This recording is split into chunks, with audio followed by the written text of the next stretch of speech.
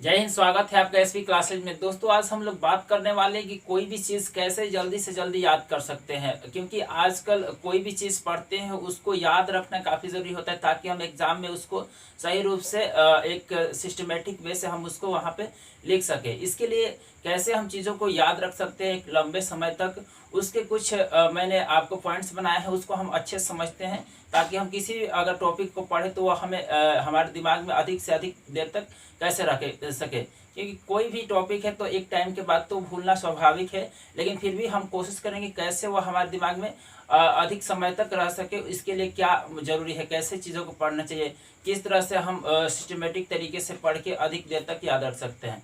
तो आइए एक एक करके टॉपिक को हम समझते हैं कि क्या किया जा सकता है। सबसे पहले जल्दी याद करने का जो तरीका है उसमें सबसे पहला मैंने पॉइंट लिखा है कि कोई भी टॉपिक को रटे नहीं। हम लोग क्या करते हैं कि याद करने के चक्कर में जल्दी जल्दी किसी भी टॉपिक को रटने लग जाते हैं और उसको रट के फिर सुना भी देते हैं, बट दूसरे दिन ही हम लोग उसको भूल जाते हैं। तो किसी भी चीज़ को आप रटिएगा, उसका अर्थ नहीं समझिएगा तो वो आपके लिए कोई फायदे का नहीं होगा, किसी काम का नहीं होगा। तो किसी चीज़ को रटना नहीं है, समझने की कोशिश करना है ना। जब समझिएगा तो वो काफ़ी टाइम तक आपके माइंड में रहेगा, है कि नहीं।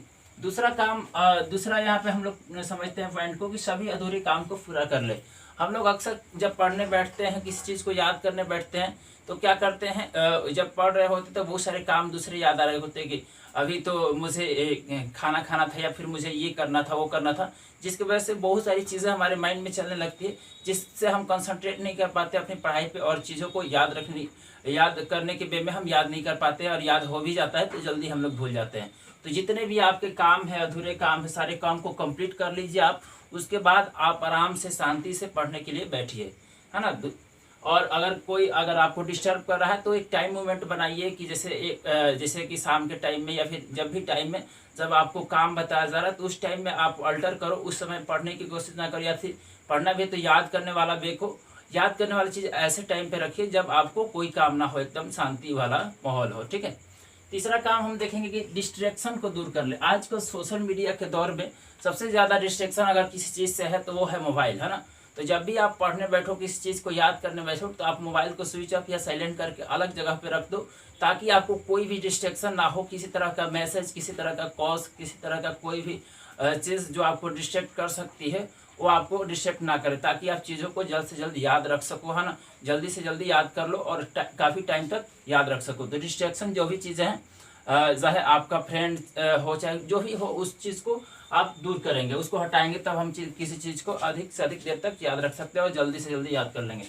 नेक्स्ट बात करेंगे हम टॉपिक को एक दो बार पढ़े फिर अपनी भाषा में अनुवाद करना है। अब हम टॉपिक को पढ़ते हैं तो एक काफ़ी ज़्यादा लेंदी वे में लिखा होता है एज अ बुक में, तो हम उस चीज़ को पढ़ेंगे दो तीन बार और उसको फिर समझेंगे क्या कह रहा है, अपनी भाषा में उसको अनुवाद करने की कोशिश करेंगे कि हमारी जो रीजनल लैंग्वेज है उसमें हम कैसे किस तरह से इस चीज़ को समझ सकते हैं, किस तरह से इसको अपनी बातों में उतार सकते हैं। तो जब अपनी भाषा में अनुवाद करके समझेंगे तो काफ़ी देर तक काफ़ी अच्छे से हम लोग याद रख पाएंगे इस चीज़ को, ठीक है।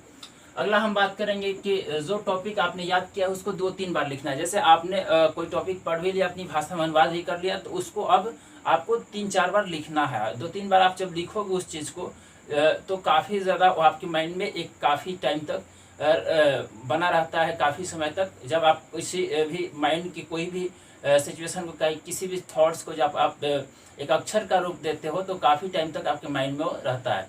तो किसी भी चीज़ को जब आप याद करो तो उसको आप क्या करोगे, उसको कम से कम आपको दो तीन बार लिखने हैं, ठीक है। नेक्स्ट हम लोग टॉपिक की बात करेंगे कि जो टॉपिक आपने याद किया है उसका रिविज़न करें, है ना। कोई भी टॉपिक आप याद कर रहे हो, कोई भी चीज़ है, तो एक पर्टिकुलर टाइम के बाद उसका भूलना स्वाभाविक है। तो आप क्या करोगे कि उस चीज़ को फिर से रिवीजन करते रहना। एज एक सप्ताह के अंदर उसको एक बार रिवीजन कर लो या फिर 21 दिन के अंदर एक बार रिवीजन करना ही चाहिए, ताकि वो चीज़ें आपके दिमाग में परमानेंट बनी रहे, है कि नहीं। तो रिवीजन काफ़ी ज़्यादा जरूरी है। तो आई होप कि जो भी चीज़ें मैंने जितने भी टॉपिक्स आपको बताए, जितने भी पॉइंट्स आपको बताए हैं, उसको अगर आप फॉलो करते हो तो कोई भी चीज़ को आप याद रख सकते हो अधिक देर तक और सही से आप याद कर सकते हो। अगर वीडियो पसंद आई है तो वीडियो को लाइक कीजिए और चैनल पर नए हैं तो चैनल को सब्सक्राइब कीजिए और इस वीडियो को अधिक से अधिक शेयर करें ताकि सारे स्टूडेंट्स को, सभी लोगों को इस चीज़ का बेनिफिट्स हो सके। जय हिंद, वंदे मातरम।